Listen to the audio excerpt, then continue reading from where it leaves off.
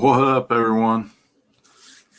Oh, I don't know about you guys, but this has been a textbook Monday for me. And Monday, you can get that. What's up, VIP? Getting a little skinny there, right? I know. Look at that. Amanda, what's up? Boost. Abby, how you doing, sweetie? Oh man, I'm telling you, this Monday's. I don't know about you guys, but blah. I don't even got the damn camera set up right. How's everybody's week? I see you guys starting to pour in here. We got Rick back. Just peek.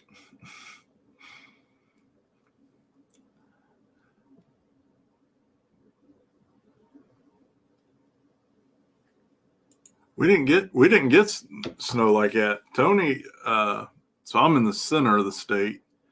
Tony and those guys, they're over on the west side of the state, and they got snow. We got like 2 or 3 inches, and it didn't even stick. I was hoping we could go snow prep racing, but it didn't even get cold enough to build up on the streets, man. Thanks, Deuce. We had a great time, man. That's going to be a great race. I can't wait. Man, I can't wait for the list to come out.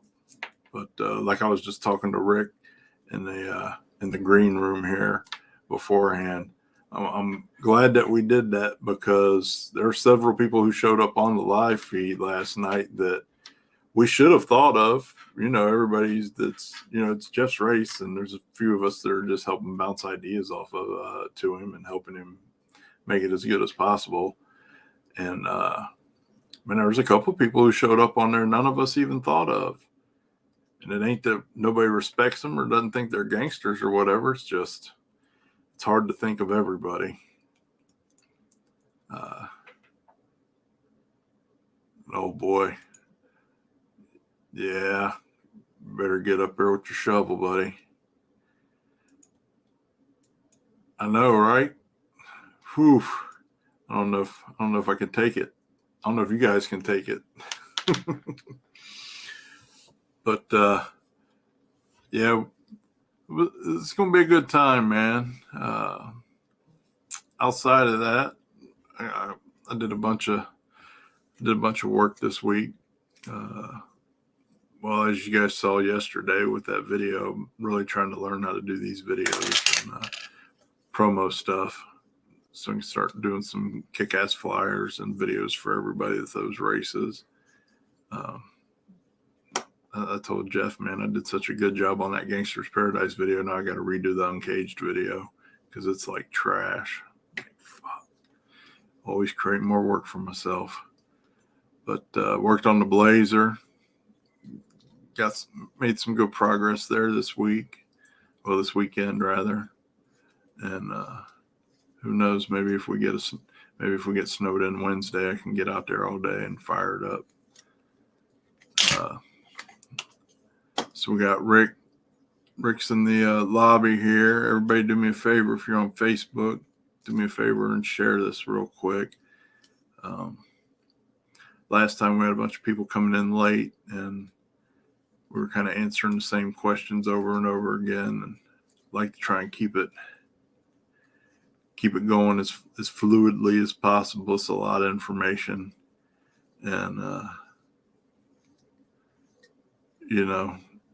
like to not bounce around as much as possible so everybody can get as much out of it as they can. It's easy. You just hit the live button and you get on there and talk. And trust me, people tune in for my sorry butt all the time, so you'll do just fine. Hush. We need at least one good snow where we can go a race. After that, I don't care. Just need one good snow so we can all race. Oh yeah. Yep. Blue RTV. and duct tape.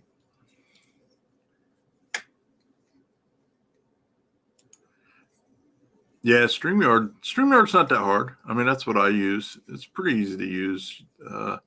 Main thing I'd suggest is just go in the lobby and create your own.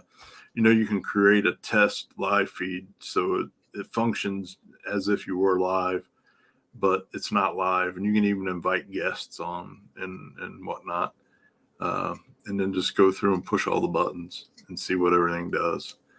It's really not that hard, but we got a pretty decent amount of you guys following in here, so let's bring Rick in and get to business, because I know he has a lot of info to share with you guys. And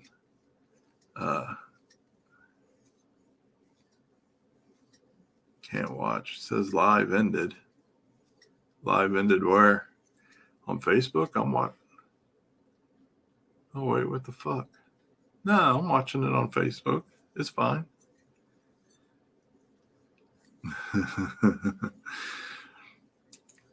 Me too. Listen, I'm bringing Rick on in after this. Here's part of why toxic is. So I go out there to work on it. I'm like, I'll just throw the starter on real quick. It's a race car, right? Starter should take what? 5 minutes. The transmission isn't in right now. Everything's open, no big deal. Not at all. I had to cut up the damn control arm mount. Had to reclock the starter. Had to argue with everything for like 2 hours. That's that whole adage. One broken bolt can turn a 5-minute job into a 2-hour job. Yeah. Everything with that freaking thing goes like that, man. But it's getting there. Oh, yeah, Pat. Yeah, well, it'll still be up. Just watch it later. Go to sleep and wake up and put your earbuds in when you're at work and listen to the whole thing all over again. That's the nice thing about it.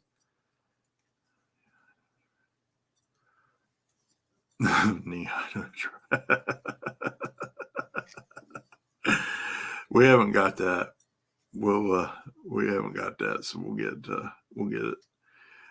I just want to race. I just want to do one snow prep race, man, and then we're good to go. Fuck, you ain't kidding, man. Everything. And it's like I've cut this whole thing apart so it could be as wide open as possible, and it's still blah. Thanks, Amanda. Thanks, Peak. So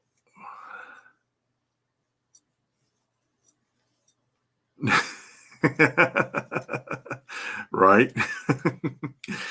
So we'll bring Rick on and let's get to business. Everybody, you remember Rick from last time? Hey, Rick. Hello. Thanks for coming back. It's very, very few and far between we get repeat guests. So the guys and gals must have taken it pretty easy on you last time. Boy, I'm flattered. And we appreciate you coming back, man. These guys can be pretty rough sometimes. I feel bad for the poor guy from the IHRA. These guys that are chomping at the bit to tear into him. But so what was that? 2 weekends ago, or the weekend before last? I attended the class. I had a great time. Learned a lot. I'd suggest anybody that wants to get into any kind of Holley system, get with Rick and go take his class. I will say this. He covers a lot of stuff. Make sure you take a pen and a notepad. Take you a big notepad and lots of notes, because it's a lot of great info, and don't shortchange yourself by trying to just remember it all. I saw a couple people there that didn't take out one note. No, I mean, listen, I know there's lots of people out there. Majority of people in the world are way smarter than I am, but I was like, really? I took a whole bunch of notes. So I appreciate it. Did a great job as far as I'm concerned. Tricky Ricky Tunes.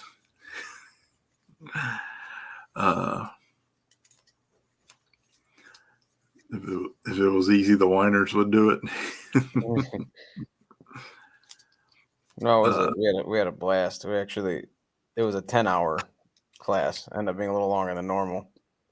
But that's okay. I mean, there's a lot of good questions.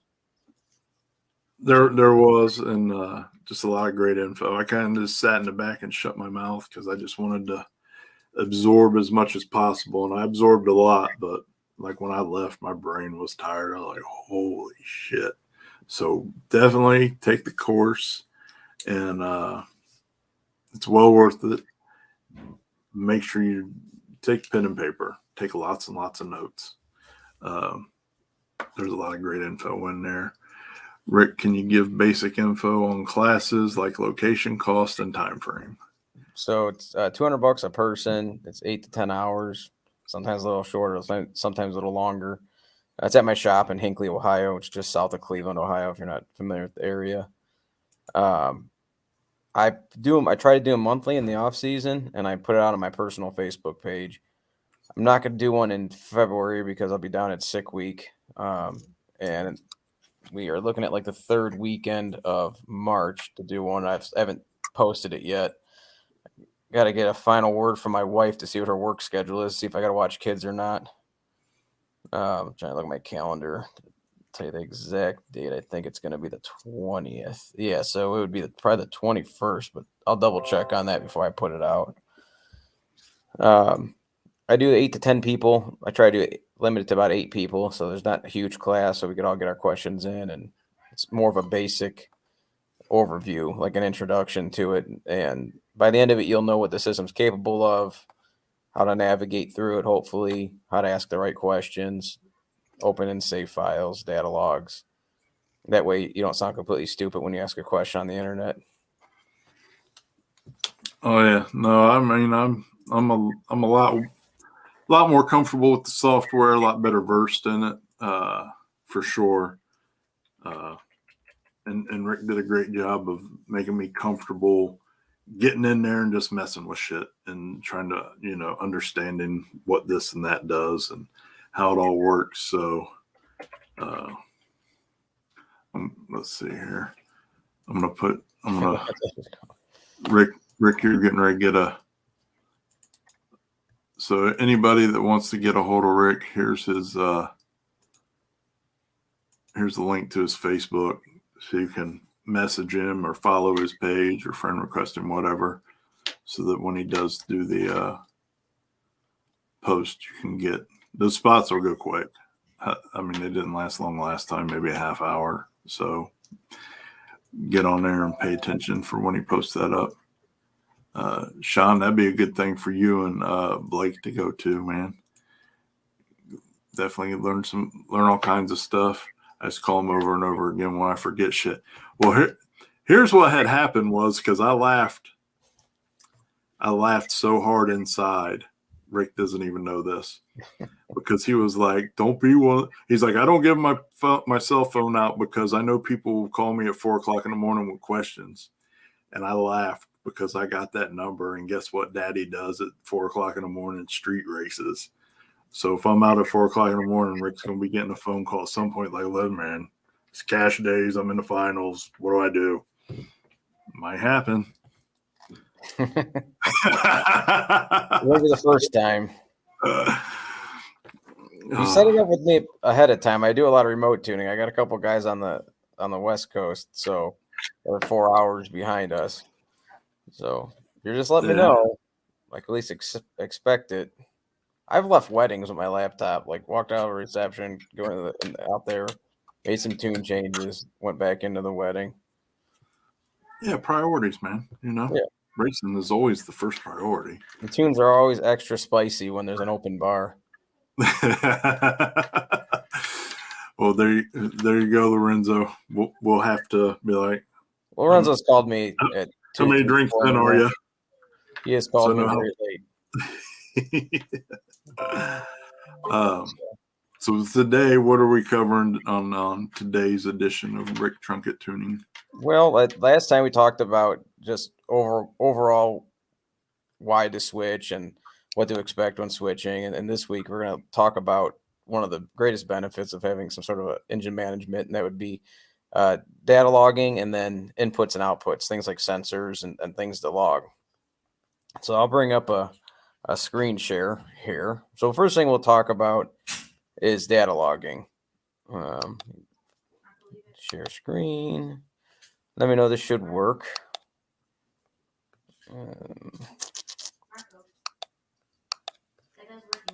Okay, do you guys see it? I got to put it up here. Sorry, I got a couple people who seem to be having issues. All right, there you go. All right. Okay, so this. All right, so what you're saying is I have a tune file open here. And Holley does these little individual files up here. And one of them you're going to see is an IO, which is for your inputs and outputs. That's where you're going to add your sensors. You're going to see your file, your save, your toolbox, your data log. I'm not going to go like crazy far into it, but just showing you the features and how to data log. So I already have a data log open here. And this is just this is actually I think a 1/4 mile pass of my duster.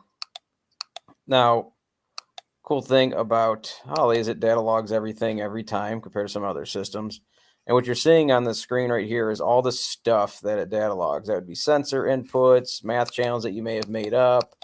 For the most part, if you don't know anything, it's going to be all the basic stuff. It's going to be your air-fuel ratios, your throttle position, MAT stands for manifold air temp, your coolant temp, battery voltage, your oil pressure, your fuel pressure, and there goes into what each individual injector is doing, how much you're correcting for the fuel, if your trans brake, your boost settings, everything is in there.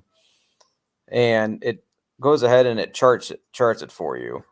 All right. And all you have to do is, if these are different little options or little tables that you could have up, and you just drag and drop it. Like if we want to see what my wheelie control is doing and I want to see it under my boost tab, I would just drag it and I'll drop it to where I want to see it.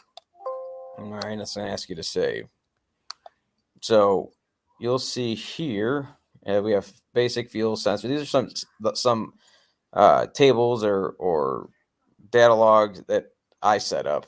Okay, custom. Some of them Holley gives you, and you can change them. Like there's a drag race, and it's got different things on it. Okay, so just go to our basic fuel, and we could kind of dissect our run.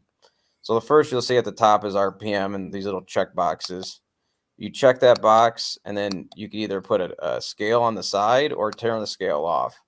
I don't like seeing a bunch of lines myself, so I make it minimal.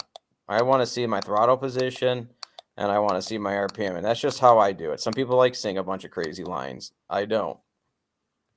And see, when you click on the little cursor, you can see right here that I am on my trans brake, popping and banging, doing all kinds of cool stuff. You can even see where my trans brake pulls the timing out. If you see it, look right here where there's ignition timing, where it pulls it out, the timing goes down to 7 degrees and it pops and bangs, and everyone at the line's taking pictures and shooting fire and doing all the cool stuff. You can see where I let off the trans brake button. You can see the RPM shoot up to about 6,700 where the converter flashes. You'll see where I shift at 8,000 RPM. Yeah. It drops to almost 200 RPM. And we're not seeing the switched screen. Oh, can you see what we're seeing? Let me see here. We're just seeing the IO table. Oh, what's going on there? I don't know. I can see it on me. So I just been talking about nothing. You've been talking about something, but yeah, you guys were really following along. Yeah, there you go. Pull that off and then resend it. Yeah, and I'll put it back up.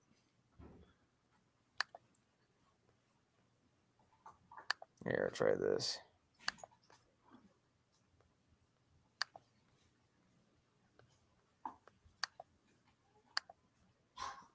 Okay.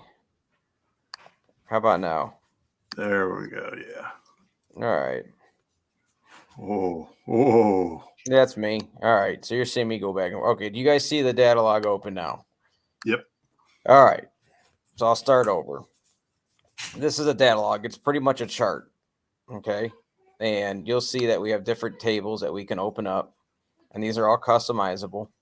If I just click on this edit views here, another screen pops up, and it has all these points of data right here. These could be sensors. It could be math channels that you could have made. It could be drivers internally to the ECU, anything that's going on, any outputs that are being activated, fuel pumps, meth control, things like that are all on here. Fuel pumps and dump valves and alternator, and you can see all the stuff that I have that were custom that we set up. And if you want to add or take it away, you just simply grab the thing that you want to see and you drag it over to the table that you want to see. And you click OK, and you hit save. So from here is all your data of your run. Something you don't get with a general carburetor, or something that's not they don't have any type of data logger, not a race pack or anything like that. So you have nothing. So now you have something. You'll see here that I'm on the trans brake, and I have RPM here checked. And if I take it away, you'll see the RPM trace goes away. That's my boost trace. I click on the RPM and I click on the little checkbox underneath it, it'll also scale it for me. See 0 to 9,000. I don't like having all kinds of lines on there. It kind of confuses me a little bit. Gets my ADD like kind of going crazy. So I just click on RPM and TPS, and that tells me where we're at in the run. You can see where I go full throttle with the TPS being at 100% right here. You can see that I'm on my trans brake. And then you can see when I let off the trans brake, and then you can watch the RPM. And then from here, you can also watch our ignition timing, our air fuel ratio, our duty cycle, everything that I have on here. All right. On a quick question, go back to where you were on the trans brake there. Yep. Go to the left. Okay. Yep. And then drag that back across to the right like you did. All right. Was I the only one in their head going pop, pop, pop, pop, pop, pop, pop, pop? That's exactly what's happening right there. But no, you probably were not the only one doing that. You'll see here, but when you're taking a look at this, you'll see the RPM, you'll see our popping and banging. One thing you'll also notice is that I get up on the trans brake. All right. I'm making 2.3 pounds of boost. I'm already popping and banging. And notice my ignition timing right here. You see where that little dip of RPM, all of a sudden it drops down to 7 degrees of timing, and watch how fast it builds boost. And I have it set to make about 8.5 pounds. So I'm limiting it to there. But from this spot to where I pulled the actual timing, it was making 2.7. So if I didn't have, like, say I had like a stock ECU, and I didn't have any type of boost builder function, and it just put it up on a rev limit, like a 2-step rev, like an MSD box that's externally controlled, this would mean this thing would only make 2 pounds of boost. But now that I have some kind of boost builder function where I actually yank the timing out of it while it's on the trans brake, you can see that the boost starts popping, and that's when it actually starts shooting fire and doing cool stuff. So whether you win or lose, it's still a crowd pleaser. Okay. Is this a dyno pass? No, this is actually this is a 1/4 mile pass on my car. All right. So this is like a pretty basic, simple data log. Okay.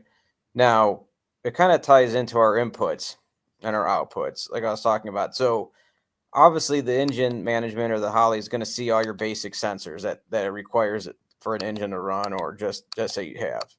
All right. So off the rip, I went to my sensors tab that I have set up, and you're going to see RPM, you're going to see battery, you're going to see my throttle position, you're going to see my coolant temp, you're going to see our map, which is the same as boost, our manifold air temp, our baro sensor, oil pressure, fuel pressure, air fuel ratio, how much boost it's making. And then these are some custom stuff I set up: wheelie sensor, a fuel pressure safety, an oil pressure safety, and then boost, which is just a boost time where you're at with your boost controller. And as it comes up, you can see the boost come up through the pass. You can see my boost time change.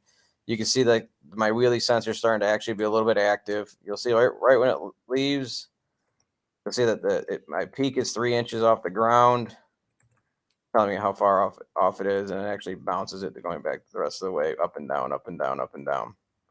You see my boost. You see all that stuff. Now, I had a slew of custom sensors that I set up, which I'll show you how we set them up here in a second.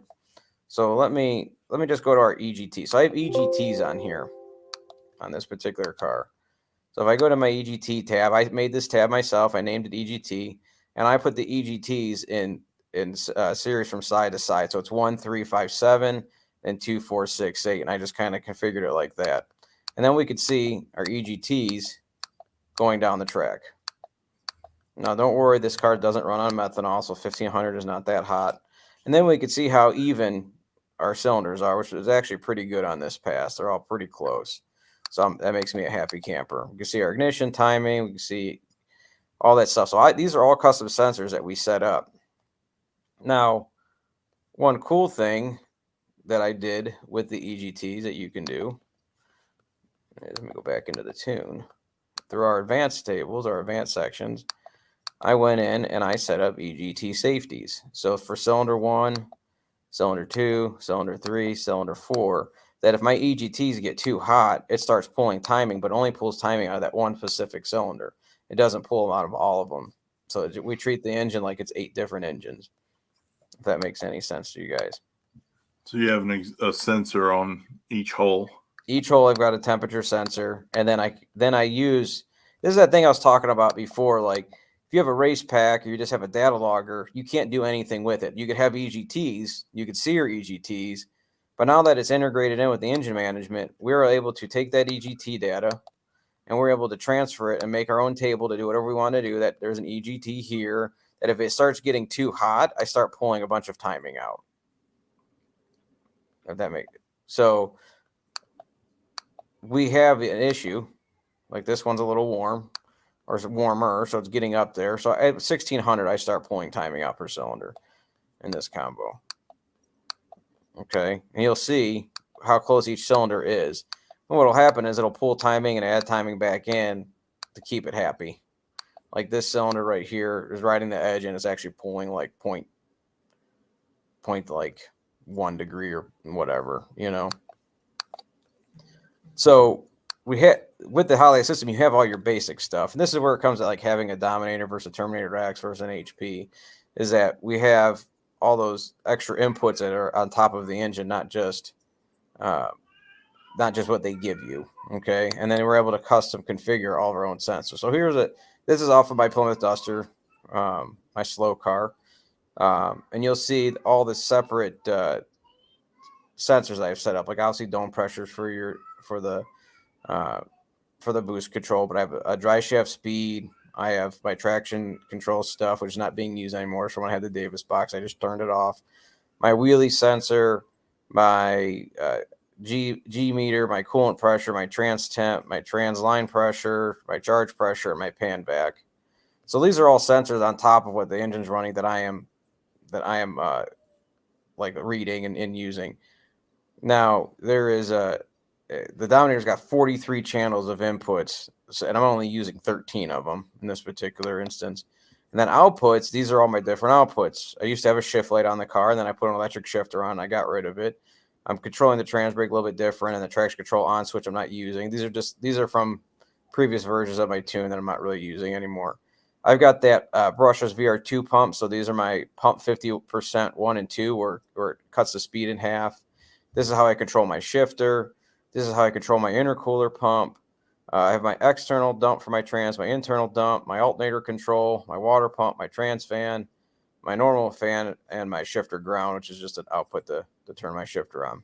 Again, not using all of them because I've had this same ECU in my car since 2014. So I've had a bunch of different renditions or changed a bunch of stuff. One cool thing that you'll notice is that we have an internal and external dump in the transmission. So if I go and I want to go to my transmission tuning, let's reconfigure it so we could watch the dump valve actually work is a good example. Can you set it up to pull timing per cylinder on the Terminator? You can. Now the Terminator, you do that through the advanced tables in the background. The Terminator X, you get 5 advanced tables for 1D and 5 for 2D. So you kind of sucks a little bit because you could really max those out pretty easily. So we're going to go to RPM here. And we're going to watch my dump valves work.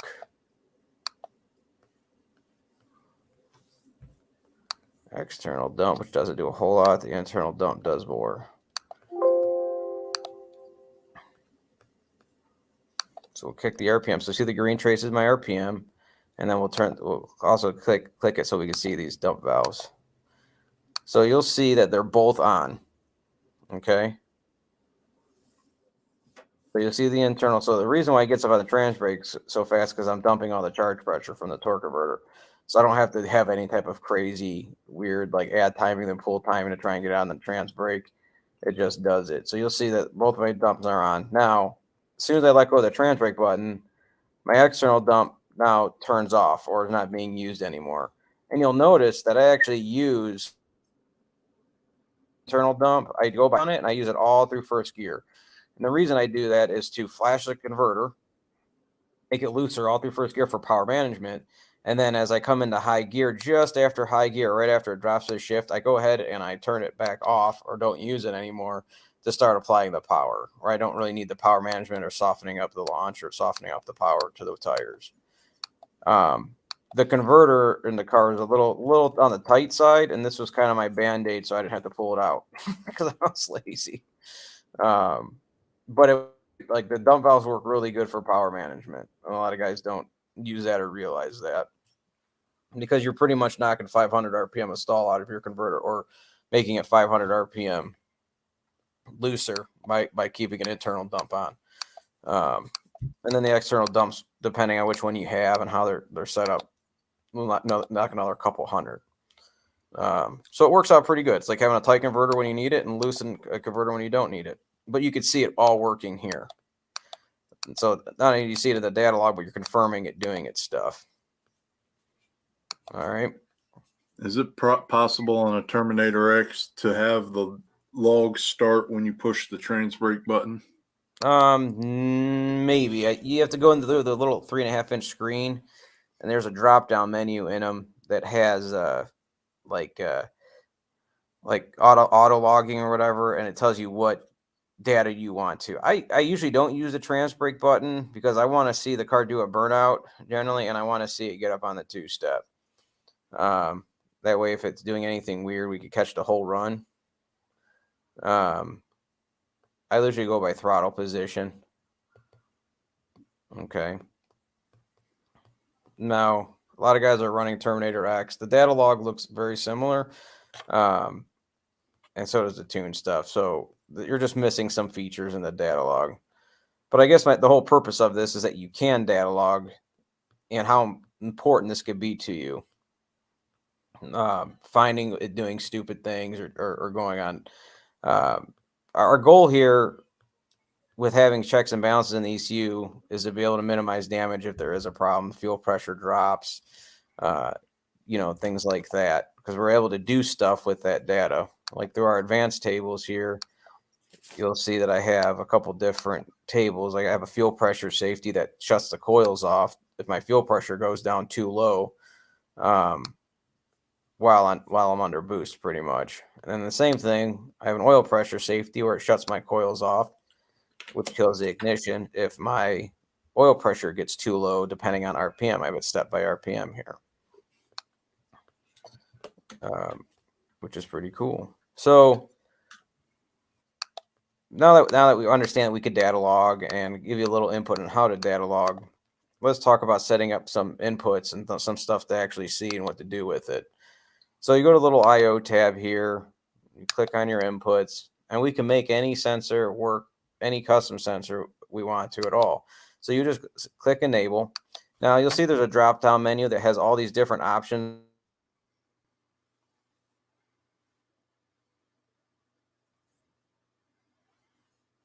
Of sensors that input or a frequency input, which is like a flex fuel sensor.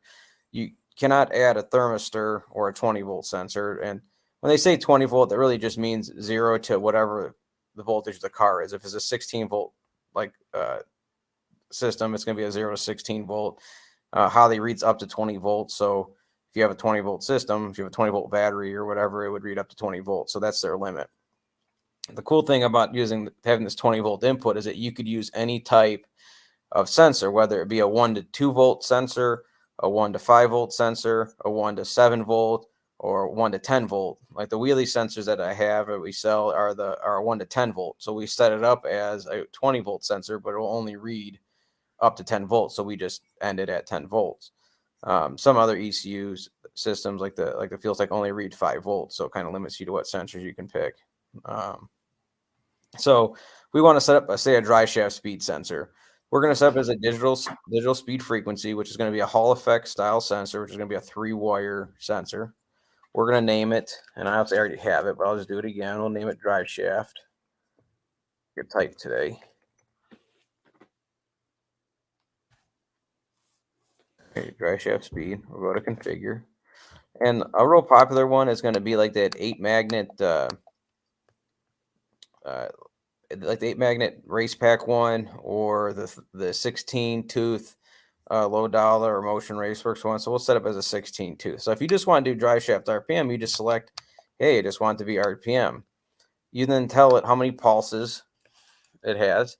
So it's going to be 16 pulses per revolution, which that's what the PPR stands for. So we'll do 16. And then there's the pulses per average. I set that to be the same to start with, but if it's noisy and you're getting some like whacked out readings, you could go up with this number to help smooth it out. The problem is if you go up with this number too much, it gets less accurate and you might miss pulses. So starting with the same number works out pretty good. So from right here, we have a dry shaft speed RPM that we're logging in just straight up RPM. Now, if you want to do them by miles an hour, which some guys do, you set your gear ratio and your tire size. But if you're just using it for trying to figure out converter slip and what your dry shaft RPM is versus the engine RPM, you just click RPM and you just put your pulses. And then from there, we're going to have to pin it. So you'll see that at the top, we're going to click on, well, let's go back. We're going to our pin map. This is where we assign where it's going to be wired. And then you'll see the dry shaft speed sensor is an F, and that stands for frequency. And then we're going to find an input that has an F in it. Any of them that has an F, we could drag it to. So if we're on we have a Dominator and our J2 connector, which is our second one over, we'll drive it down to this pin 13. So it's pin A13, input number 17. You would just wire it to pin 13. Does that make sense? And now we have a dry shaft speed sensor. Now, outputs could be a little more trickier. This is where you're going to start controlling it to do things. So you would just enable it again. And then as far as outputs go, you could do pulse width modulated, which is an on and off, on, off, on, off. You could do it on the positive side or the negative side. If you have a Terminator X, you can only control the negative side. You could do a 12 volt on or just a grounding notification, or they have some canned options if you're using like the canned module input output.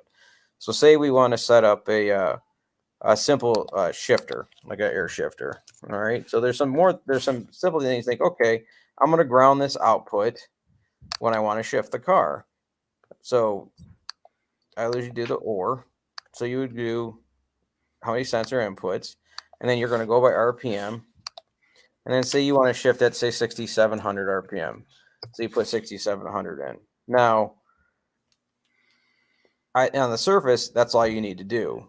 The problem is if you have a CO2 shifter and you have a 3-speed or even a power glide, what's going to happen is the second you hit 6,700 RPM, it's just going to open that solenoid. And where this really comes, you waste a bunch of CO2. Where it comes to be an even bigger issue is you have a 3-speed where it has to hit it and then release a little bit and hit it again to make your 2 to 3 shift. So it'll just stay on pretty much as long as if you have enough RPM drop and it drops, it shuts off. If this is a short shift, you have not enough RPM drop, it might come on too soon. So what I normally do, just so there's not an issue with that, is I set up a timer, and you'll see here, and I'll do activate time, and I'll make it go, say, for like a tenth of a second, which should be more than enough time to make the shift. It means it just pops the air real quick to make the shift, and you don't just waste all your CO2, especially if your converter's on the loose side and you're trying to short shift the car. So when you're setting up these things, you have to really think about the whole, it's not just sometimes one question that needs to be answered. It's multiple questions that needs to be answered. Then you just click on your pin map, you go to output, and you'll see that there's some G's and some H's, and the G's are always with the P negatives, which means it'll control the ground side of the circuit or the power side of the circuit.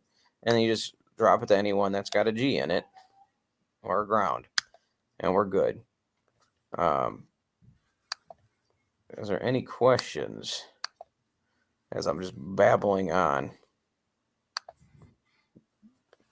I probably should try to figure out how to unshare this, right? Because it's like, look, it's like, it's so many. It's ridiculous. Okay. Do we have any questions from anybody? No. I think Did I get it? I'm sleeping now. No, we still got a good amount of people on. I think everybody was just doing like I was doing, trying to follow or keep up. Yeah, I mean, I did it. So we can. It looks like Chris is asking about going over a bump and staging feature. So, which I could do that really quick because that's a good one. So, I probably should have. So let's talk about setting up a bump. So, if you have version 5 or newer of the software, I keep screwing you guys up. All right, so we got version 5 of the software. You could use their staging feature. So Holley gives you a bunch of tools that you don't have to do these custom IOs. And pre-version 5, you'd have to do a custom IO and set up a table and do all kinds of other stuff. But now they just give it to you. So if you go to your system parameters, your basic IO, there's a staging feature, and you just click enable. Now I just do a single pulse on my car because it's super easy and super fast to get it dialed in. But the problem is that every time you hit the button, the car is going to move. You don't just hit the button and move the same amount each time. So you got to get a feel for it. You could also do just duty cycle, where it gives you a time, and then you dial in the frequency of the trans brake solenoid. This takes more time to get it right. For all my customers, and just for the sake of not melting down transmission, I do single pulse, and I literally start at 0.05 seconds, and I go up and down from there. The higher that you go, the harder it's going to bump in, and the lower that you go, the softer it's going to bump in. So let's talk about how that gets wired. I use the Holley solid state relay, but you could use pretty much any solid state relay. The MSD ones work. The NOS, or the nitrous driver, is what I normally use. These settings are for that relay. I haven't tried the MSD one on it to tell you if it's the same or not. Those relays, those solid state relays, the NOS ones have been pretty robust for us and pretty reliable. So I just kind of use it works. So you enable it, you turn that feature on, you go to the input output section. This is where you tell it where it's pinned at, or if it's going to be a power or ground. So you'll see that staging 1 is your trans brake button. And it's kind of weird they don't just call it like staging or like staging trans brake or something, but I don't know why they just call it staging input 1, which is your trans brake button, and staging input 2. Now I have these set up to be ground because it's really easy just to grab a chassis ground and run one wire to the ECU instead of hooking a bunch of wires up to 12 volt at one spot. So that's why I use ground. You could use a 12 volt or ground, it doesn't matter, but I already have it set up as ground and it's already pinned. And then the output, which is what controls your trans brake, is staging out, which sends a ground or a pulse switch negative out to that solid state relay. If you're using the NOS one, that's the only option. Some of the other ones you could do a power pulsing, but this one is only negative. So that would go to that black wire or the ground trigger of the solid state relay. If you go to your pin map and you go to inputs, you'll see that I already have rev limit 1, timing retard, trans brake launch, traction control launch input, and if it would keep going, I can start unpinning these. You'll see that staging input 1, I have also tied to that input. So my trans brake button controls more than just a trans brake. It controls a trans brake. It puts me on my 2-step. It's my it starts a timing retard when it's released. It's my trans brake and launch lets my boost control know when I'm on my trans brake button. So it has a lot of jobs off that one button, and you could keep stacking and doing more things as you want. So you just easily put staging input 1 on your trans brake input. And then staging input 2 is my bump button. Now you'll also see that I have boost scramble tied to that as well, which means the bump button or the staging 2 is not doing anything when you're off the trans brake button. So it's a double feature that when you're not on the trans brake button, it'll also be my scramble button. So you don't have to have a bunch of buttons on your steering wheel. And you'll see that I have it pinned on input pin A15, input 24. Now, when you go to outputs, you're going to run that one wire to the ground control. I have it set at pin 3, which is going to be your staging output, and that's what controls your transmission. If you're not a turbo car and you don't plan on bumping in, I still recommend wiring it like this. Just don't pin or do anything with the bump button. This will get rid of the high current, which is high current part of the trans brake, and let the ECU just control it and not worrying about frying your input because you have it tied to a large amperage drawing trans brake solenoid that also has what's called flyback voltage. You guys could read about that. It's what kills inputs. The data part of it is pretty important. In fact, let me go and let's watch me use the trans brake button or the staging feature on the trans brake. So if I want to see if it's working or not, I could then just drag and drop again. So we have our staging input 1, our staging input 2, and our staging output. And go to yes. So now you'll actually see that while I'm on the trans brake button right here, I get in there, and then all of a sudden I tap that staging input 2. See, it turns green. Well, watch my staging output.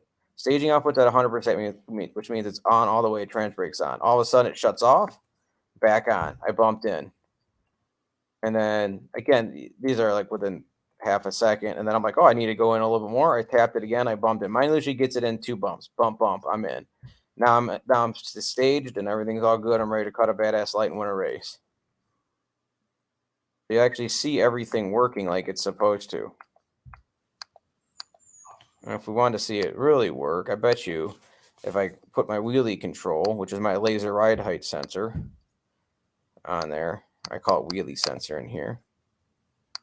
Where are we at? Wheelie control. I wonder if we'll see it move up and down when the car stages in. Oh, wrong one. Wrong one. That's where it pulls timing.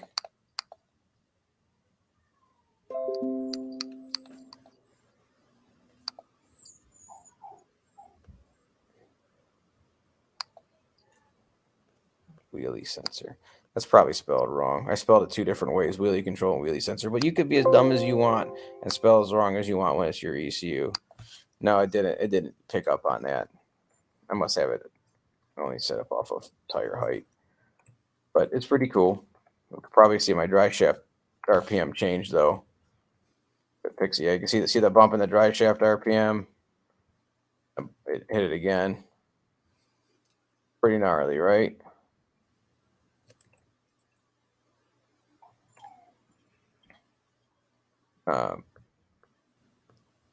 If you guys are in the, like, if you're gonna do this, become data whores. Like, just comb over the data, because the more and more you do it, the better you're gonna get at it. Let's see, did I screw up? You guys see my lovely face again? There we are.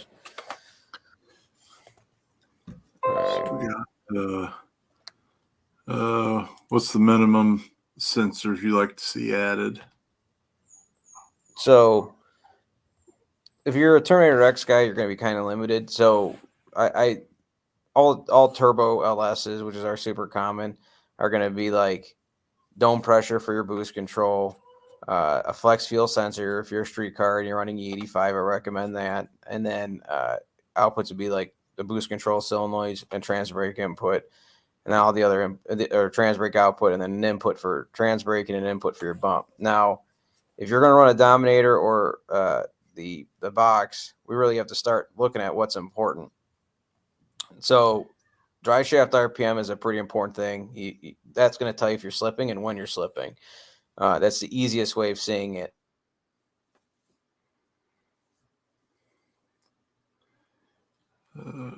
Top, obviously, you're going to have fuel pressure, oil pressure. Those are given. PanVac's a good one. But again, it's not like, do you need it? No. Is it nice to watch? Yes, because you see spikes in PanVac or crankcase pressure if you start rocking rings or having detonation issues. Coolant pressure is another real good one.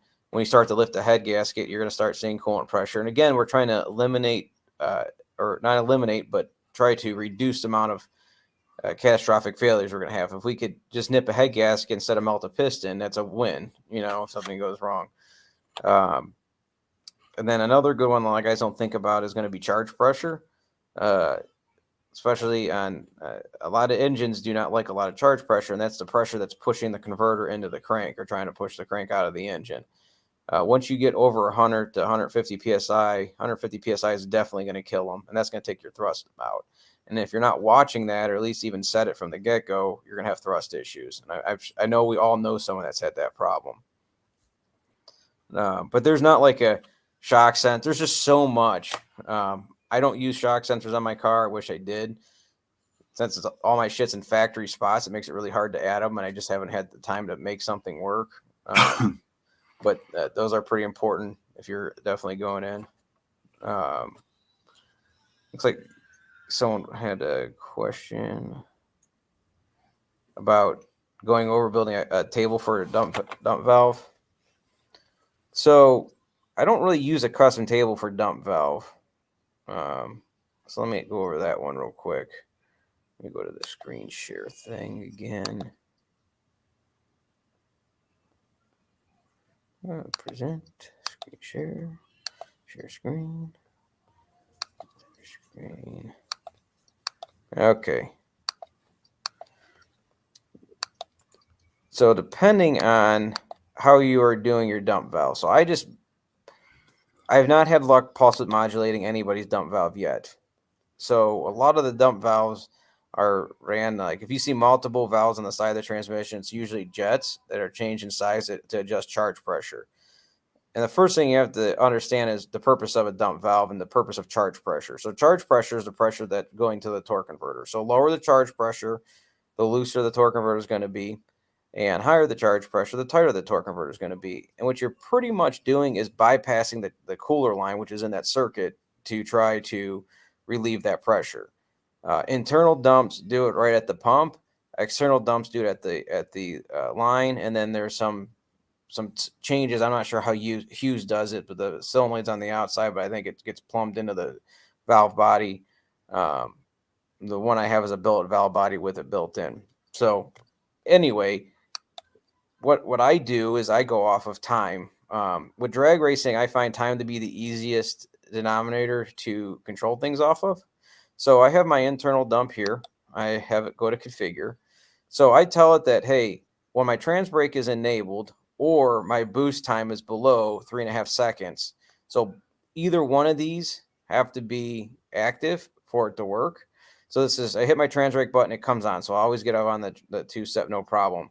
And then when I let off my trans brake button, I still want it to be on for under 3.5 seconds. And what I did was I watched some of my data logs, and I wanted to hit it not at the shift, but right after the shift, which is when you go to my data log here, you'll see that right after the shift, I turn it back on. I don't think it needs to be overcomplicated more than that. You could also set a timer to how long you want it on, or if there's another output, but that's how I do it. Now, Holley in their new version 6 has released a transmission control feature that allows you to answer some questions and control your dump valve that way. I always done it with a custom output, and I just set it up like that. Now, you can do that's just an easy way for me to control it. You could do it by RPM. You could do it based off of anything you want. I use my boost timer, and that's worked out really good for me. My internal dump. I'm sorry, that's my external. No. Yeah, now my external dump, I just use it to help get on the trans brake. I don't use it much for power management.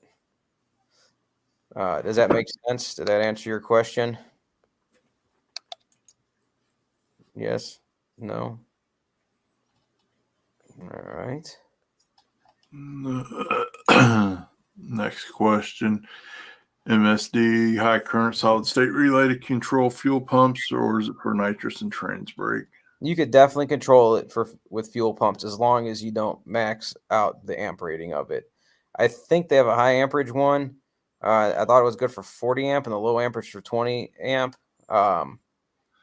Depending on what fuel pump you're using, those brushless 10 O's, I think they require a 60 amp relay. 70.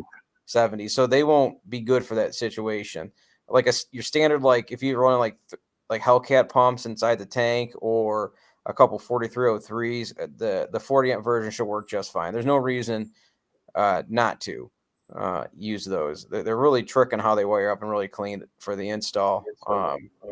And I don't know if they're any more reliable than a mechanical relay.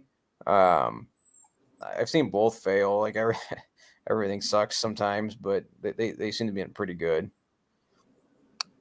Yeah, if you got that 10-0 or you want that Bosch. Yeah. 75 amps. That one. So Lorenzo's asking if you want to adjust the percentage of which the dump valve operates, you'd obviously make an advanced table.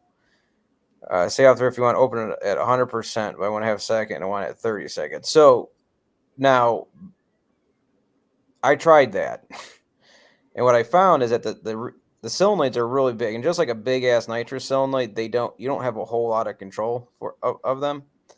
What we found is that we kept trying to add duty cycle, and it was either off or on. Like the solenoids don't do well with pulsing.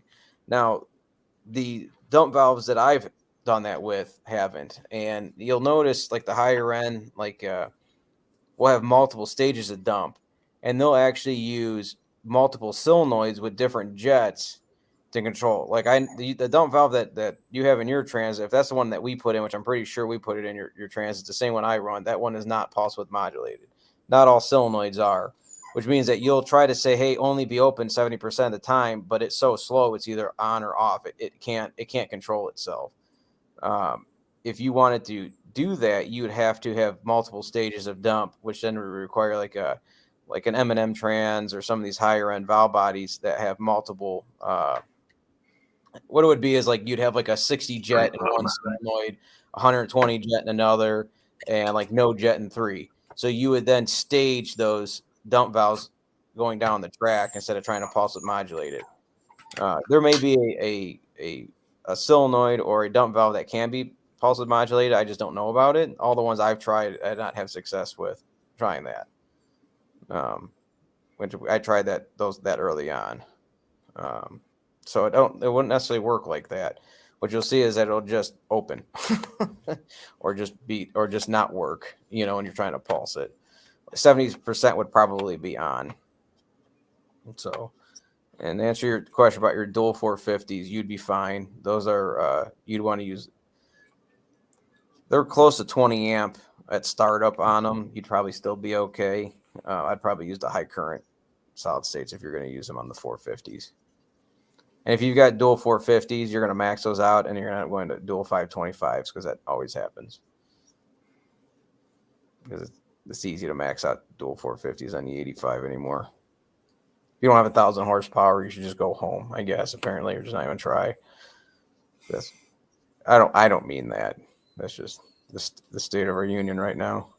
It's what the internet says. That's what the internet says. Must be true. So, but I guess I don't know what else to tell you about on the data. I mean, do you have any specific questions for me, Josh, or any examples that you want to see? Off the top of my head, I really thought everybody'd be asking a lot. I thought everybody had a lot of questions here. There we go. There's one. It has a TVR sensor, TPS sensor, 5.0 reference. The Aeromotive has that 5-volt sensor, and you can hook it up to your throttle position to kick it from high to low fuel range, which is a good question actually. Yeah. So here's how we do those. That is an analog signal. Holley cannot output an analog signal. I don't know any aftermarket ECUs that can, which means that you cannot replicate what a TPS sees. So what a lot of guys do, obviously the easiest solution is just tag your TPS wire and it varies the voltage. Now, for a lot of race applications, we'll tie that wire into a 12-volt output, and we'll just kick it on full speed at a certain throttle position or boost pressure and kind of make it a 2-speed pump instead of being variable speed. What you would do, and it just needs to see over, it just knows that 5 volts is 100%. And as long as it's over 5 volts, it's at 100%. So as soon as it sees 12 volts, it immediately kicks it on. And a lot of guys have done it like that. And we've done that in some cars in race applications where you're not street driving it. Because even like revving it up, the engine's not requiring a whole lot of fuel revving it up, but all of a sudden it'll dump quite a bit of fuel, So we'll normally just stage them on at like 4 or 5 or 6 pounds of boost using an output. But the easiest way to do it is just tag your TPS wire. There's no need to really kill an output if you're limited on them. But those pumps are pretty trick, especially when they're built into the fuel cell. It's pretty sweet.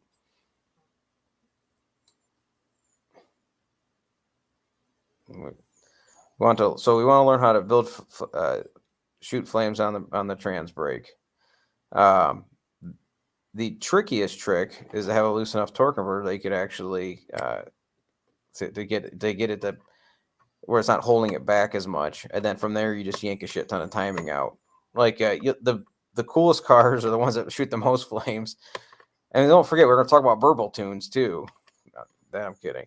The stick shift cars, they have no load up against them. So we'll normally run like -15 and -30 degrees of timing when they're on the 2-step, and they pop and bang pretty ridiculous. The closer you can get to that, and if you have like a dump valve dumping a lot of charge pressure out and a kind of a looser torque converter from the get-go, it's gonna work out. And not giant ass turbos on a small ass engine either. Like, we got to get them rolling. So the trick with that is, like, if it takes a little bit while to get up on the trans brake and you're still kind of struggling, it's probably not going to pop and bang and shoot a lot of fire. If you've got like internal external dumps and you're opening them up, and the converters on the loose side already, like a lot of no prep converters are, they'll usually shoot fire. But you got to get the trick is pulling as much timing as you possibly can, and then adding fuel, so the fuel burns into the in the exhaust. But if the converter's real tight and it's struggling up against it, it'll just bog down if you don't do it. So the easiest thing for you, Lorenzo, is just put a stick shift in the car, but then you would lose a lot more races. So, and then kind of counterintuitive there.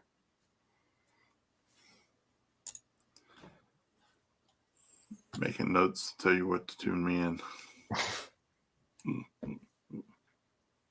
So, yeah, I mean, there are a couple of good videos and articles on that if you want to use the TPS, because I went through that with Aeromotive.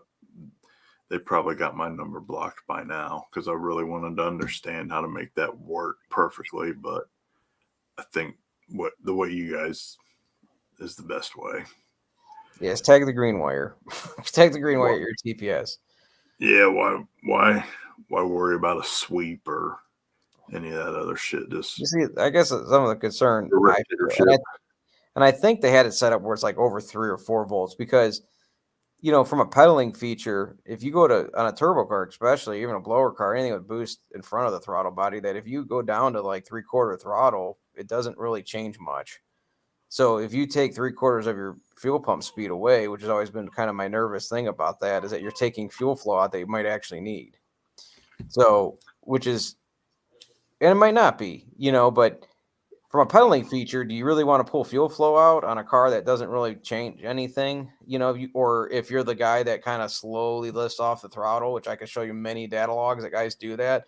They're full throttle from the start, and then the G's start hitting them, and then they start, thinking of life's choices, and then they start lifting off the throttle a little bit. So the car doesn't really go much slower or any slower at 70% throttle, but you're pulling 30% of your fuel flow out, which is the foolproof way of just running it on a race car application. I'm not talking about street car application, but even on a street car application, when you go full throttle and you're full all in to get it, let's get as much fuel as we possibly can to it. We're not really heating it up too much. Where that might be an issue is if you pedal a lot or you're on and off the throttle, and you would just set some parameters in the tune accordingly. You could do it by RPM, TP, or a combo of anything you want. Boost, throttle position, RPM. It'll kick it on. So I guess that's one. Like I see that someone air has mass. Yes, it does. So I get this question a lot, that we talk about the Pro Dash having IOs. So the Pro Dash really only has I's. It doesn't really have O's. It's got some switched outputs that you could do through the dash, which is like physically a digital switch, but you cannot program it to have any outputs through your ECU. The inputs, on the other hand, you could wire an inputs into that Pro Dash and then read it through CAN bus into your ECU to do stuff with it and control things with, but it doesn't have any programmable output. So if you're out of output, say you have boost control solenoids, you have a shift light, a shifter, and a second fuel pump, and you needed another output for a fuck you light, a little middle finger that lights up red when you win the race. You hit it. Like, you can't use the dash's outputs to control that through the tune. Now the IO box, you can. It gives you eight inputs, 8 outputs to do other things with. But the dash really has I's, no O's. So it doesn't give you additional. I think it's 8 inputs that you can use, but not outputs, unfortunately. So did you catch this one? Two-step on Terminator X. Oh, absolutely, it's possible. Now, and I'll show you real quick, because that's one thing that is a little different from. So let me go back to my screen share here.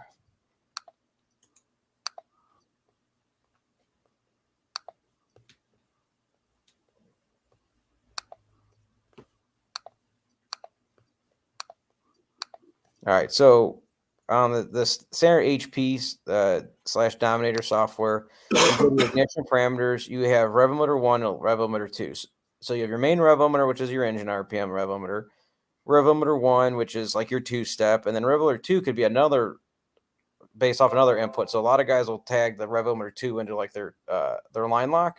So it's got a little bit of a higher rev limit than you would on your 2-step, but not as high as the engine RPM. So you can't tack it out to 8,600 on the 2-3 shift or whatever on your burnout. Now, if we go over to a Terminator X, let me open up a tune here. All right, and it's going to actually be in your timing tab on the Terminator X and your rev limits. And you enable your rev limit 1, and then you would set it to whatever you want your 2-step. I'd do spark high only, and you set it whatever you want your RPM to be, and then pin map it to your trans brake button if there's a trans brake button, and then that's your 2-step. Now, you don't get a rev limit 2 with Terminator X, unfortunately, but that's your 2-step rev limiter right there.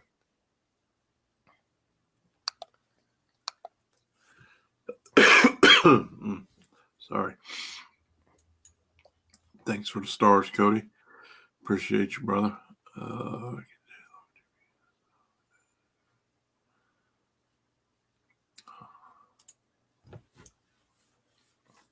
Turn signals blinking on the dash.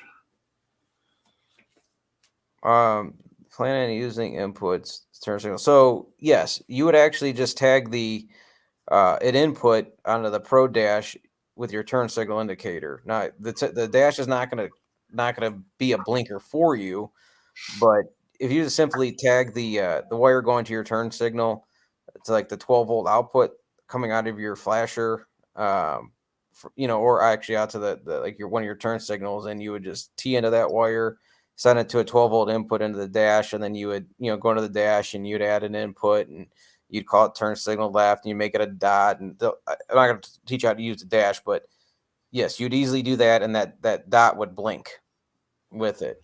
Okay, but the dash does not have the ability to be your flasher, if that makes sense.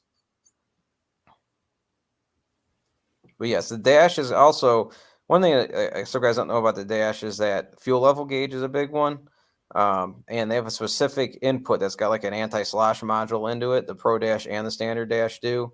And that way, when you set up your fuel level, every time you stop or take a turn, it doesn't like flicker so bad, because if you don't use that anti-slosh module input, which is where like it'll just say it's at 50% fuel or half tank.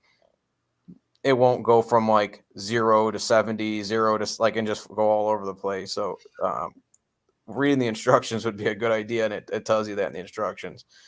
Fuel level, use this input, and I think I want to say it's IO7 on the Pro Dash or the 7. So I think back up to the turn signal thing, not having. I think that's probably maybe important to cover the whole system, the ECUs or the dashes. They're all low voltage, low current systems. Yes, So they 2 won't amps drive max. anything over milliamps or millivolts, or well, not millivolts, but 5 volts is going to need to be driven by some sort of relay. Right. Or you'll burn it up. That is true. And You're then usually good output wise on the ECU is good for 2 amps. You really got to watch flyback voltage with connecting inputs to the solenoids. So if you're going to connect like that Rev Limit 2 to your line lock, you have to use some sort of capacitor. Holley sells a trans brake protection module. You want to use that, or if you're using it for AC kick, if you're tagging it right into the AC compressor, the way, whether it's an ignition coil or an injector coil or any type of electric engine, something that uses a coil, trans brake solenoid, you charge that solenoid. So you give it power, it actually charges, and then it releases voltage somewhere when you let off. You'll see spikes of 70, 80, 90, 100 volts, depending on how long you're holding that button for. And that's usually what makes a spark plug spark. When you charge this coil and it releases, well, that's what you're doing every time you use an electric solenoid of some sort. So if you just tag into that guy, like your trans brake solenoid, and you let off it's going to shoot all that voltage back to the ECU input that's not meant to take that kind of voltage, and it'll actually end up frying it eventually. Sometimes it takes one time, sometimes it takes 10, sometimes it takes 30. It depends on how much it comes back and how long you hold on to it. So that little protection module that Holley sells, all it is a capacitor that sends the power to ground.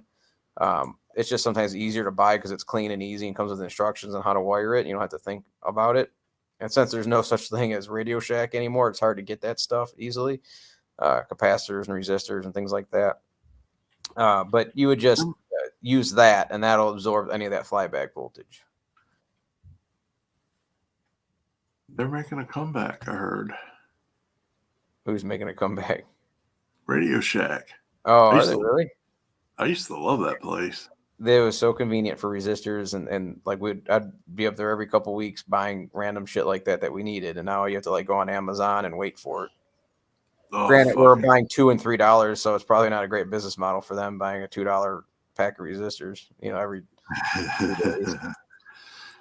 the old blank breadboards, all that stuff. Yeah. So let's see. This is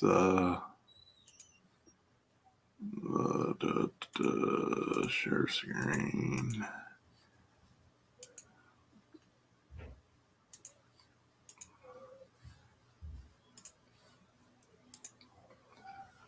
Oh wait, this one. So that's the diagram. He's talking about the trans brake protection module. Now you don't. Yeah, you do. You do not have to use that only on trans brakes. Like you could use that on AC compressors, line locks, anything that you want to tag into the ECU that's based off of an external solenoid. Like I don't know what other use would be other than that. Those are the 3 things that we use them for in the shop. Would be like AC and anytime that you want to see something on that's a solenoid or electric motor, you would hook it to that. And they're cheap. They're $30. Way cheap versus your ECU or a solenoid or something. And that's Holley part number 554-128. Yes, sir. Yeah, I miss Radio Shack too, man. I wonder if you just put diodes on that circuit instead of capacitor. You can, but diodes usually put resistance in the circuit too. So I think that they use a capacitor in that absorbs it and then sends it down to ground. I don't have to click one open to see. I forgot what they do. They use voodoo and magic. What's up, Steve? Yeah. Well, I mean, the good thing is once it ends, you can go back and listen to all of it, probably a couple times, like I will. I'm trying to get Steven to just doing EFI in his new project. So all that shit, just put EFI on it. I'm telling you. Thanks for the stars, Chris. Appreciate it. What all were you talking about protecting? So that was the trans brake circuit I just put up. Yeah. Now on that note, what a lot of guys do, if you're wiring the trans brake, like we talked about wiring like the stage and the bump feature where you send an input into the ECU and then an output controls that solid state relay. That solid state relay is then absorbing all the high current and it's set up and it's okay to do that. So you do not need the trans brake protection module if you are using the ECU to control the trans brake. This is only if you're trying to only burn up one input and just tag the trans brake. Now, we also should note, if we're competitive drag racers, it's still better to use an input and an output on the ECU, meaning run a trans brake button, just input into the ECU, and then have the ECU control the trans brake separately through an output.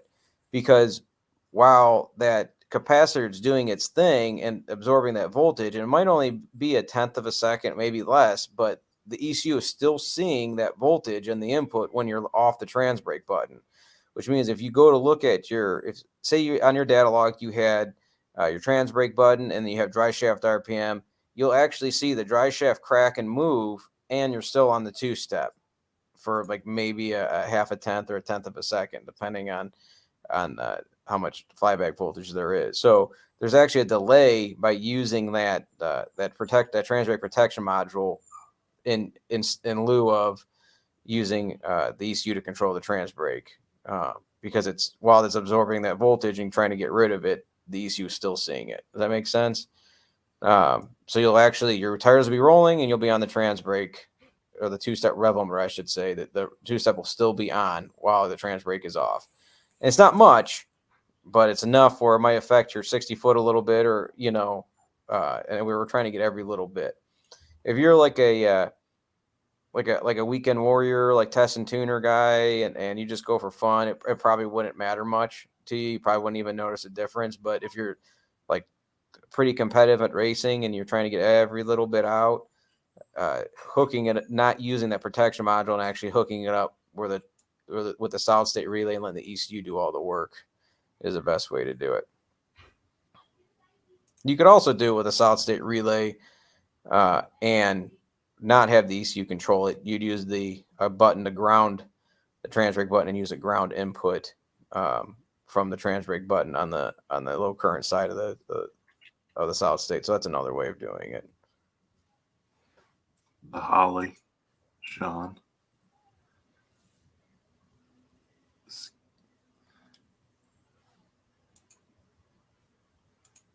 So.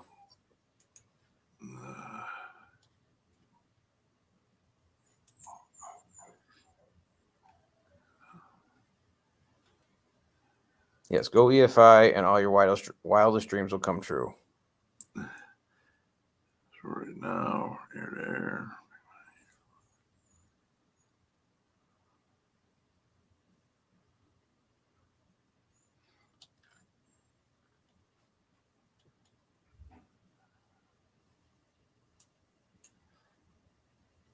Doug, so I bought an EFI Live, have it on my dragster, spoke with Holley, and they helped me get some tuning close, but with small screen and stylus, I couldn't fine tune it. Anywhere to go to see some tuning advice. We're able to tune once at the end of the year. Would like to get it close before starting this year. Was running way rich. I think just come see me. I have a chassis dyno. We can strap it down. We can fit a dragster on it. I've done multiple dragsters on it, no issues. And we'll actually use the tuning software, and we'll actually tune it in, and you won't have to use that little screen. You really need to use the software to tune these things in, right? Answering the questions on the screen will get it up and running and get it close and make it drivable if it's like a not a race car, like a normal little street car. They'll usually run okay enough to drive and be okay. But if you've got a dragster, you really just need a custom tune on that thing, and we could do that. Where does it say it's from? Southern Indiana. We're near Cleveland, Ohio. If you have internet connection, I also offer remote tuning. You would need a laptop, internet connection, the tuning cable to go into the laptop, and I could take care of the rest. And we could set it up and set up the data log, do some pulls, review the data log, and dial the thing in. But I'm probably 3 or 4 hours from you, which I got people that come from all over the place. So we could do remote tuning or dyno tuning live. I guess just shoot me a PM if you want to get set up on it. I can help you out. Friend request me. There we go. Add me. Add me. That way I can become an influencer, not just a guy. I don't know that influencer designation means much. It does for some people's heads, but it hasn't done anything for me. But don't you become rich once they designate you that? Then they just start depositing money into your bank account? Yeah. Yeah. I haven't seen any of that in 5 months. So Facebook is a scam for that shit. Yeah. We're all here to take your money. Oh, yeah.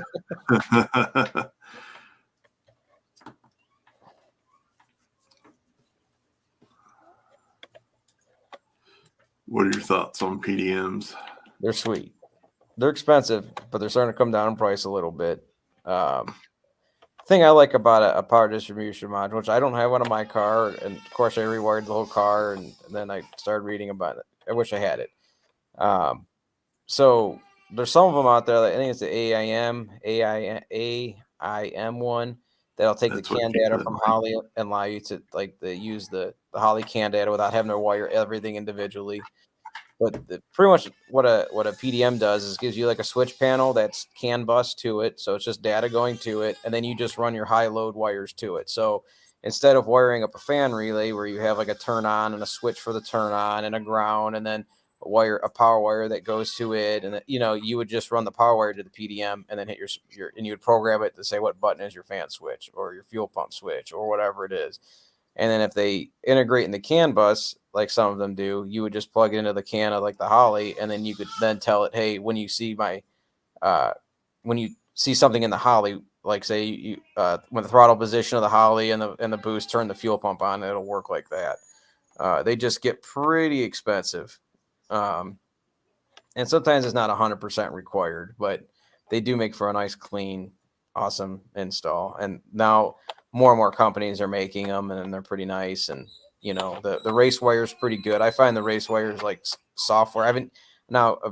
Mind you, I haven't used it a whole lot. I've had a couple customers come in with them, and I've sold a few of them, but like learned it. But when I was getting into the software, I found it kind of confusing. It was like MSDE. I find MSDE to be real kind of like hard to use or like confusing, cavemanish, I think is what it is, if I would call it.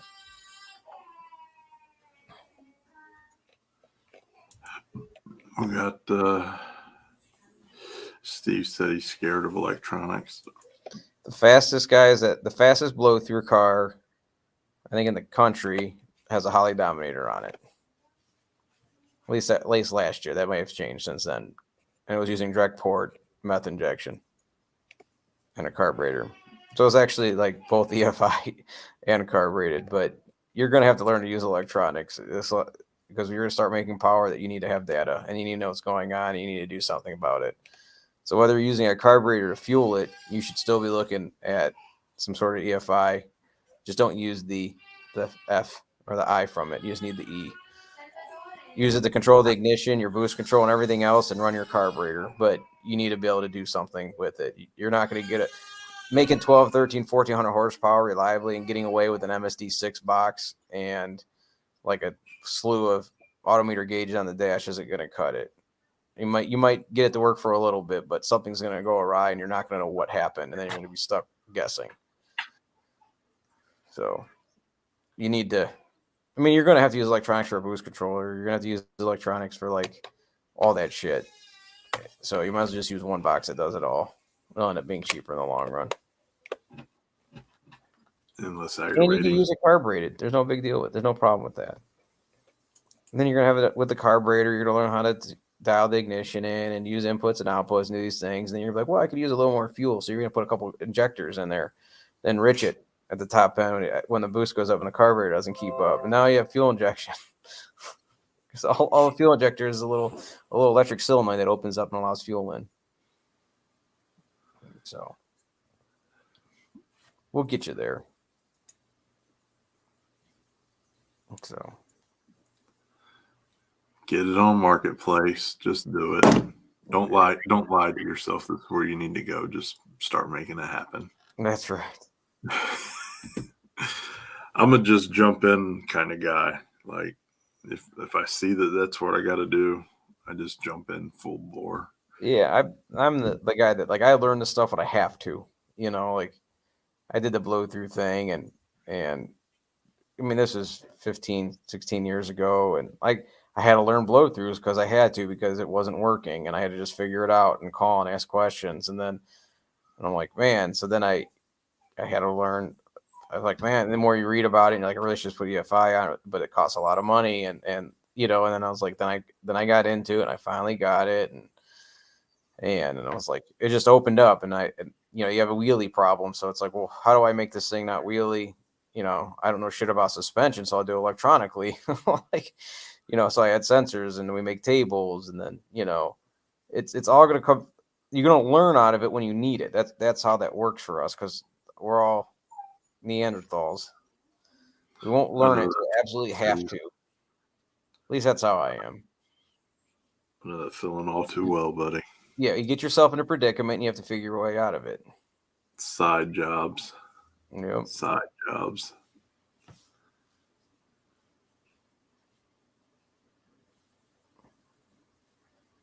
Do you need a carb? I got a really nice carb. I make you a really good deal on. You shouldn't have to buy a new blow through. There should be plenty of views. They work. And Kevin at CSU's got his shit down. I'm not saying they don't work. I'm not even saying that at all. Like, but it doesn't stop with a carburetor. It's not EFI or a carburetor. It is a carburetor and some sort of ignition control and boost control and a bunch of other boxes, or you just use a EFI box and just don't use the fuel injection part. Like, that works really well. And it ends up being cheaper than buying a good boost controller and buying a data logger and buying a grid and buying, you know, all this other shit. Plus you could do drive-by-wire. Plus you could do coil on plug very easily. And that's where you're going to fix the downfalls, or mostly try to save the downfalls of a carburetor with fuel distribution, is trying to at least pull timing to save those holes. And that's one way you could do it.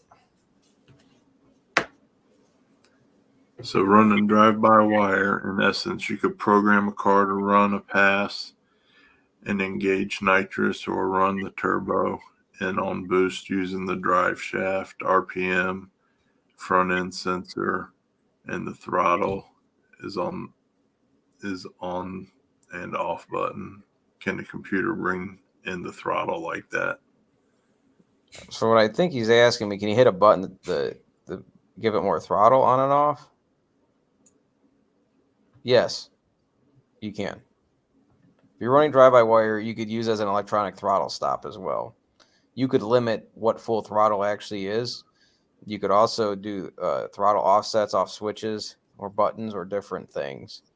You could say that if boost gets to a certain point, close the throttle or lower the throttle, or so yes, you could do those things that you're asking, I believe, if I understand what you're asking. We just gotta get you set up with some side work, buddy. That's how I did all. That's how I did all mine. You mini tub? Was in the weekend. Was in the evenings. In the evenings, I was going and welding at the sign shop. making big ass aluminum signs. That's how I paid for all my shit. And OnlyFans. Oh, yeah, pictures of your feet. How did you know? Well, what you need to do, and hopefully my wife's not listening, you take pictures of her feet. We all know we got grubby, ugly feet. Not much of a market for them. I know. I don't do that, honey. I started doing that freaking weekly weight post deal, and everybody's making fun of my feet, but I think secretly they all want to send me money for private pics of them. Why would you not blur those out? You're cutting yourself short. They should have to pay $4.99 a month to unlock it. Right? all of you are only getting the toes from now on until you can pay for the whole foot.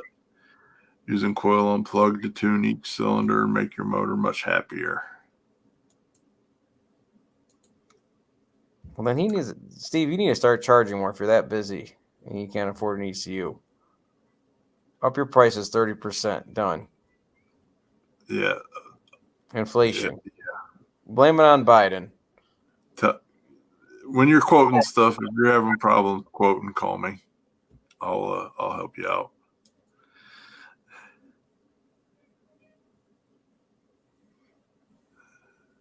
Oh, goddamn, being an adult. I understand that. Oh. I do understand that one. That's a toughie. Oh, wait. So here we go. No, say throttle's all the way down. Release the trans brake. Computer bring in the throttle and make the run. And if it gets squirrely, lift and starts over. So basically, it sounds like, can you make the car drive the throttle side of the car? Yes, you can. You could do a time-based throttle offset. Bring it in if you're trying to use it to, as it's for power management. Now, one thing to keep in mind with drive-by-wire or using throttle to control power is usually not the best way of doing it. It will usually upset the chassis a lot. The best way for power management is actually use ignition timing because it's instant. You never want to use throttle because when you get in it and you get out of it and you get back into it, it's such abrupt changes that it could upset the chassis, and that could cause an accident. How many times you see people pedal it in and out, then knock the tires off of it when they get back into it, and the thing all goes awry. But yes, like I guess in that situation, if you had like a drive-by wire and you had like say like a positive displacement blower, like a big giant Whipple or something like that, and you wanted to ease into the power, you could do something like that off an advanced table. I would still probably use ignition timing, though. Most of the big blower guys I know, that's all ignition, throttle pedal, and fuels pretty much. Yeah, that's it, and then pretty much mat it. I mean, our blower car, the wagon, we use timing, and it's not uncommon to have to knock 20, 22 degrees out of the hit on some shit ass surface.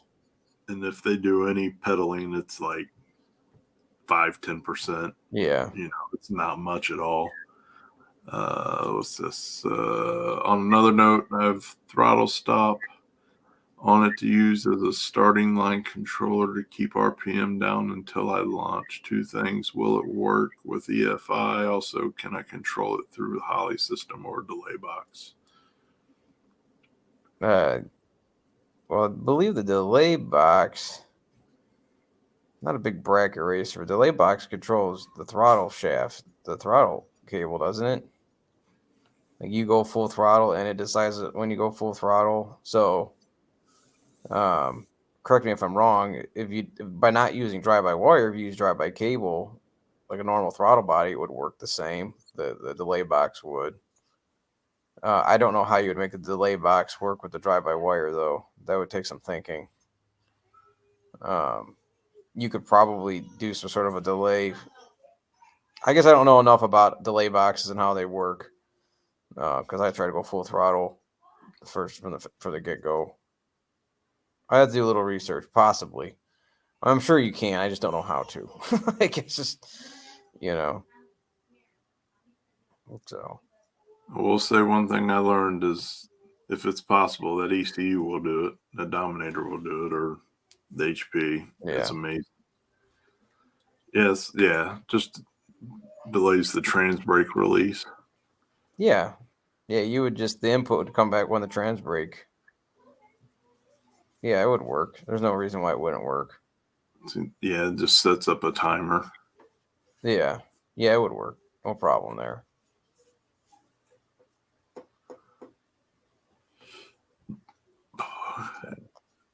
Anybody else?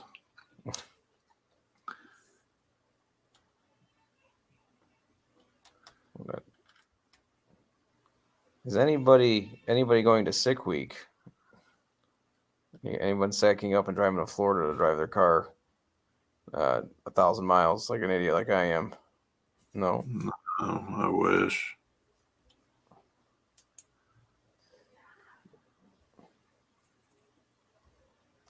Yes, using direct rod between it did it, but EFI stumbled real bad because of no. That could all be fixed in a tune. That stumbled real bad. That's all in the fuel tuning.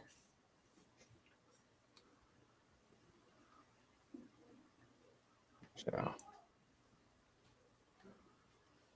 what's up, Joe?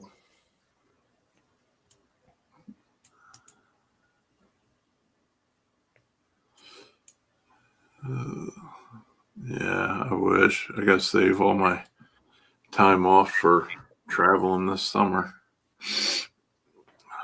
Yours coming along nice though, Sean. Those update pics look good. Making a hell of a lot faster progress than I do.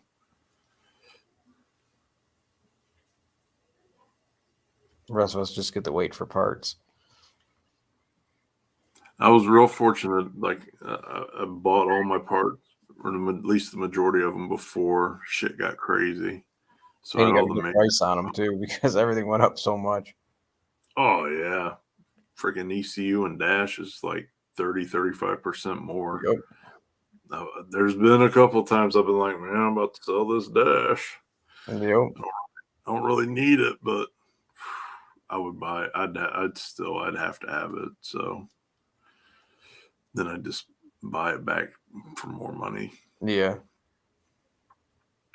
Follow me for more financial advice. So I just tough it out. Miss a meal. The biggie. What else we got? Yeah, man, I really can't think of anything. I think we got it. Next time, we're talking about fueling and ignition timing, how to control it. So hopefully everyone understands that. That's how to data. I mean, you have to get in there and play with it, but the purpose of data logging, how important it is. And if I could give you guys any advice, it's just become data whores and just as much as you can and constantly look over it, review it, nitpick it. And that's where you're gonna find all your ET. Fine tune. That's it. Bring it in closer, make it better.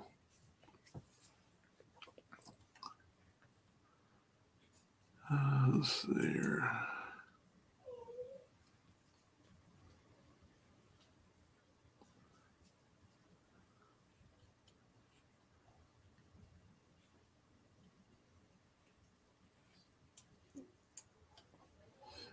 How important is the intercooler on the EFI deal on E85? How far could you go before you had to have one? Well, I think you should always have an intercooler, even with a carburetor. You could get away with a little more with a carburetor, but you could get away with the same amount with throttle body injection, which I would not recommend either. The when you're doing a blow through, the fuel helps draw some latent heat out of the air on its way down, so it cools it. Now, when you put the injector at the port, you no longer get that benefit of a blow through, but you have equal air distribution or equal fuel distribution. Now, no matter what the combo is, every 10 degrees drop is about 7 horsepower. So, most turbos when they're getting at they're about 200 degrees over ambient at full kill.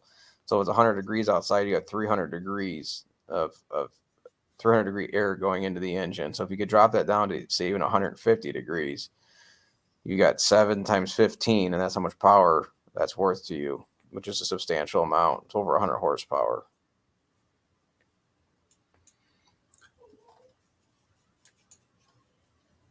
Expansion module abilities in the real world. As far as the Holley expansion modules, the Holley expansion module could do anything in your custom IOs. You cannot use it for the tools that Holley gives you, meaning you can't use it to control your boost control solenoids, or you're not going to be able to use it to do the staging feature. Anything that is used for that expansion module is only the custom sensors or custom outputs that you would do. So it would work. I'm not saying like Holley gives you a fan on off option. I'm not saying you can't just write a custom output to control your fan. You would just have to do that. But like the boost control feature, you wouldn't be able to use for boost control solenoids. You would be able to use it for the dome pressure sensor because that's the way it works. But like you wouldn't be able to use it for fan control unless you made a custom output for fan control. You wouldn't be able to do the staging feature using it, but you would be able to make a table that does the same thing as a staging feature. You just have to do a custom output and set the pulse width modulation table and do a lot more work. So it does help bridge that gap between a Dominator and like a Terminator X or an HP, but it's not 100% replacement. But it does help. You could get a lot done with it.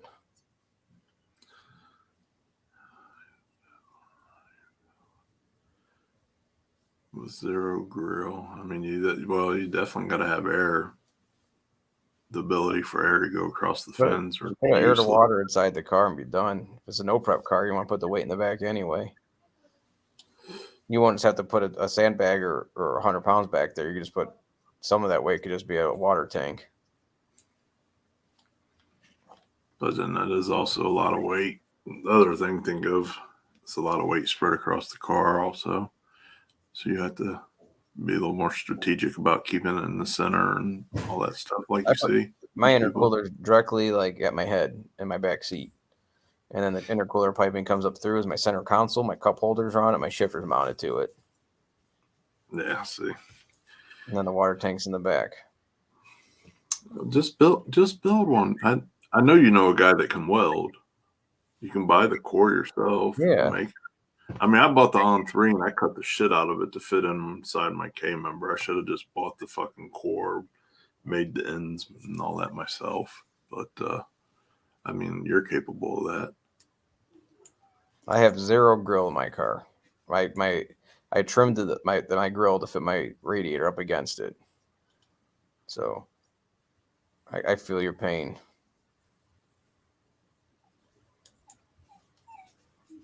I didn't know you was doing RuPaul's Drag Racing now. Nah. Come back to the no prep life. We love you. So I don't know what the percentage is, but you definitely gotta have some amount of air blown across those fins. Yeah. Yeah, I would do it air to water in your case. That's what I would do. One of those sandwich air to waters are pretty tricky in the intake too. Like the sheer deal. Yeah, right. You could also put like the Frozen Boost 2,000 horsepower right behind you in the back seat, or actually in a Fox body, they fit, which I know your car is close to a Fox body, right at the passenger floor, right under the dash. You lose a little bit of leg room for the passenger, but it's not bad. Definitely been in the Fords with that $600 intercooler. Deep in the Fords, actually.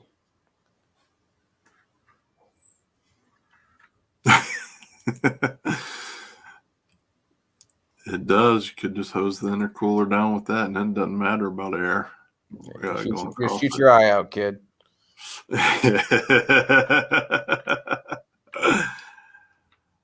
All right. Well, you guys don't seem to have any questions. All right. So let's let Rick get back to his family and gotta get to my screaming kids. Let's see. Let me look here. Rick will be back on 2:20. So get your get your questions together by then. And when did you say the next class was?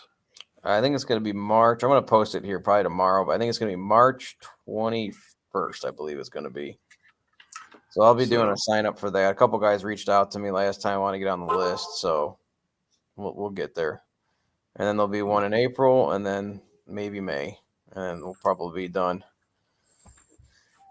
until spring again, or till winter again, till the snow flies. And we stop drag racing. So stalk his page tomorrow so that as soon as he freaking makes that post, you can. Yeah, you can just start sending me money. In. Nah, it's worth it. It's worth it. It's worth the drive.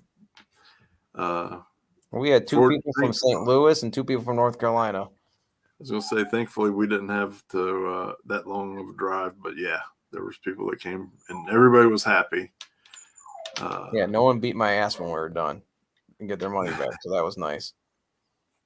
Oh, special Valentine's Day show. What was that? 13th. February 13th with Tony McKinney. That'll be your special Valentine's Day show because nobody's more special than his soft brain ass. But what was put a fan on the intercooler? I don't know. Could electric fan? I guess that's a good question. Probably is an electric fan that could Ray evacuate Litz that. If you guys remember Ray Litz before he got out of racing, he had fans on his air-to-air. Yeah. He swore up and down by it. I just wonder. I mean, I don't know. Well, so brings up a good question because an electric fan will potentially can suck the hot air right back in. It'll do this. It's not planned out. Even with your ass driving down the road. And now, sure. Yeah, that's Tony for sure. So that I don't think. I mean, it probably would work, but I think just ambient driving's probably better.